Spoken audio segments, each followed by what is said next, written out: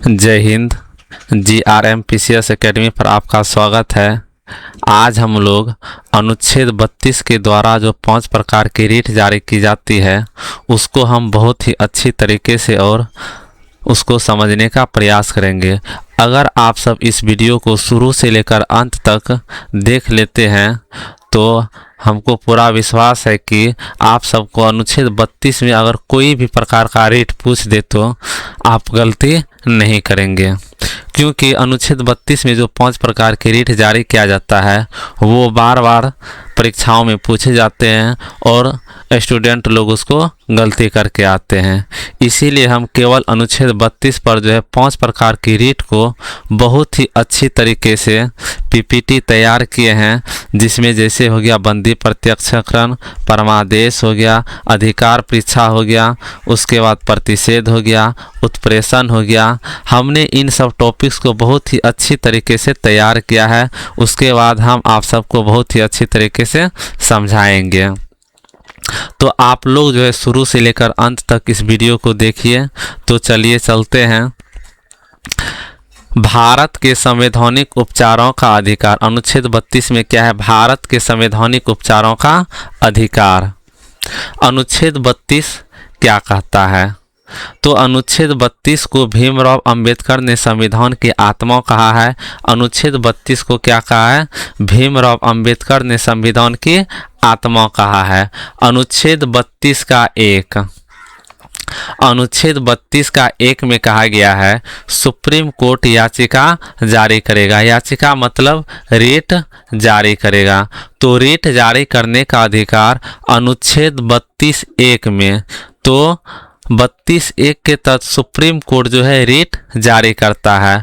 और भारत के संवैधानिक उपचारों का अधिकार, इसको कहाँ से लिया गया है? ब्रिटेन से लिया गया। कहाँ से लिया गया है? ब्रिटेन से लिया गया है। और 32(1) के तहत जो है सुप्रीम कोर्ट रीट जारी करता है। तो याद रखना है किस अनुच्छेद के तहत सुप्रीम कोर्ट जो है रीट जारी करने का अधिकार है। तो अनुच्छेद 32(1) में जो है सुप्रीम कोर्ट को रीट जारी करने का अधिकार है। अगला है अनुच्छेद 32(2).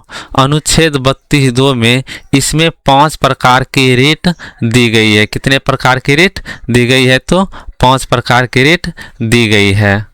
तो 32(1) में क्या था कि उसमें रीट जारी करने का अधिकार दिया गया है, लेकिन रीट जारी किस अनुच्छेद के तहत करता है? तो अनुच्छेद 32 के 2 के तहत जो है 5 प्रकार के रीट जारी किया जाता है।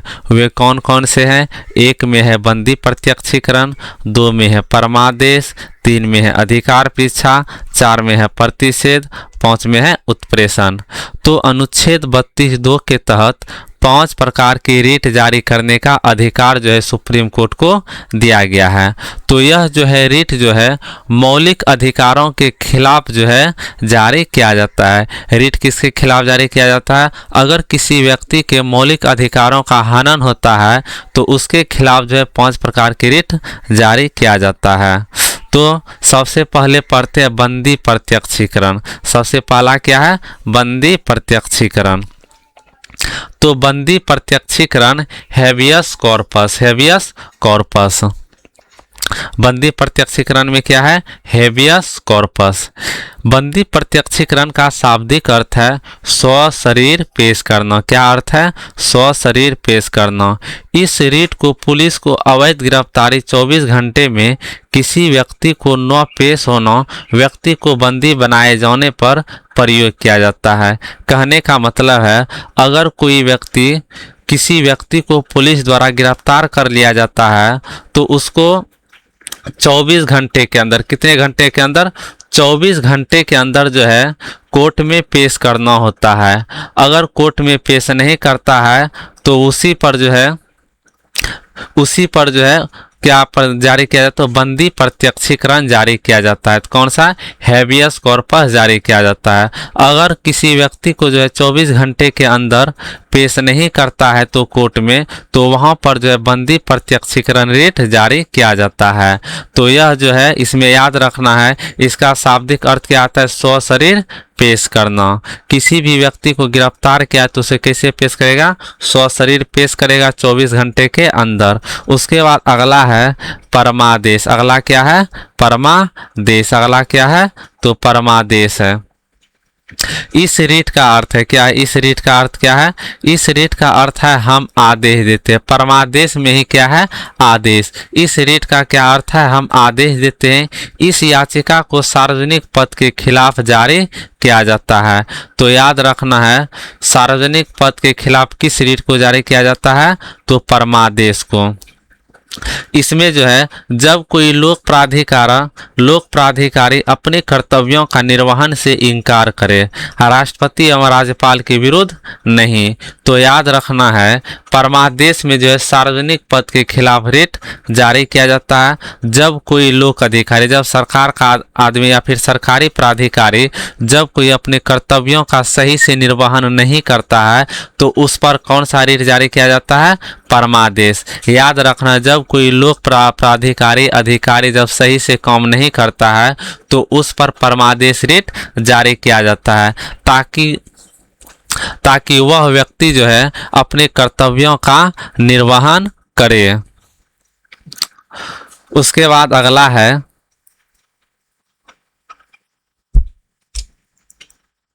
उसके बाद 6 में है, उसके बाद है अधिकार परीक्षा। उसके बाद क्या है? अधिकार परीक्षा। उसके बाद क्या है? अधिकार परीक्षा। अधिकार परीक्षा इस रेट का शाब्दिक अर्थ है किस अधिकार से आपका प्राधिकार क्या है। तो अधिकार परीक्षा का अर्थ है आपका अधिकार क्या है, आपका प्राधिकार क्या है। इस याचिका का प्रयोग किसी सार्वजनिक पद पर बैठे व्यक्ति की वैधानिकता को जांच करने के लिए इसका प्रयोग किया जाता है। यह जो है निजी व्यक्ति के खिलाफ नहीं, जजों के खिलाफ नहीं किया जाता है। याद रखना, अधिकार परीक्षा में क्या होता है? जब कोई सार्वजनिक पद पर बैठे व्यक्ति, मान लीजिए कोई दरोगा था, दरोगा है, दरोगा वाला काम जो है कांस्टेबल कर रहा है, दरोगा का काम है चालान काटना, जबकि वहां पर जाकर कांस्टेबल चालान काटता है, तो वह जो है वहां पर वैधानिकता का क्या हो रहा है? हनन हो रहा है। तो उसी के खिलाफ जो है उसी वैधानिकता की जांच करने के लिए कौन सा रेट जारी किया जाता है? तो अधिकार परीक्षा। अगर वह गलत रूप से तरीके से वहां पर गलत उपयोग कर रहा है सार्वजनिक पद का, तो वहां पर उसे क्या कर दिया जाता है? अधिकार परीक्षा के तहत हटा दिया जाता है। उसके बाद है प्रतिषेध, प्रोहिबिशन। प्रतिषेध का अर्थ होता है रोकना। प्रतिषेध का अर्थ क्या होता है? रोकना। यह एक न्यायिक रीट है। कैसा रीट है? न्यायिक रीट है जो वरिष्ठ न्यायालय द्वारा अधीनस्थ न्यायालय को जारी किया जाता है जब कोई अधीनस्थ न्यायालय अपने अधिकार क्षेत्र के बाहर जाकर कार्य करता है। प्रतिषेध का अर्थ क्या होता है? रोकना। कहने का मतलब है जब कोई अधीनस्थ न्यायालय, मान लीजिए एक जिला दूसरा, मान लीजिए किसी जिला में घटना हुआ, मान लीजिए मधेपुरा जिला में घटना हुआ और वह जिला घटना का केस भागलपुर जिला में जाकर लड़ रहा है, तो उस स्थिति में जो है जिस जिला का घटना है उसी जिला में जाकर केस होना चाहिए। अगर वह दूसरा जिला चला जाता है तो उस स्थिति में कौन सा रीट जारी किया जाता है? तो प्रतिषेध रीट जारी किया जाता है, जो कि वरिष्ठ न्यायालय जो अधीनस्थ न्यायालय को जारी किया जाता है, क्योंकि वह जो अधीनस्थ न्यायालय अपने अधिकार क्षेत्र, मतलब उसका अधिकार क्षेत्र था केवल भागलपुर जिला, लेकिन वह केस कहाँ चला गया? मधेपुरा जिला में। इसीलिए वहाँ पर जो अपने अधिकार क्षेत्र से बाहर जाकर काम करने के कारण उस पर कौन सा रीट जारी किया जाता है? प्रतिषेध जारी किया जाता है। उसके बाद है उत्प्रेषण। क्या है? उत्प्रेषण। यह रीट भी प्रतिषेध की तरह एक न्यायिक रीट है। क्या है? न्यायिक रीट है। यह रीट भी वरिष्ठ न्यायालय द्वारा अधीनस्थ न्यायालय को यहाँ पर गलत हो गया है। अधीनस्थ न्यायालय को जारी किया जाता है जब कोई अधीनस्थ न्यायालय ने अपने अधिकारिता के बाहर जाकर निर्णय दिया हो। यह भी एक प्रकार का कैसा रिट है? यह भी एक प्रकार का न्यायिक रिट है। कैसा रिट है?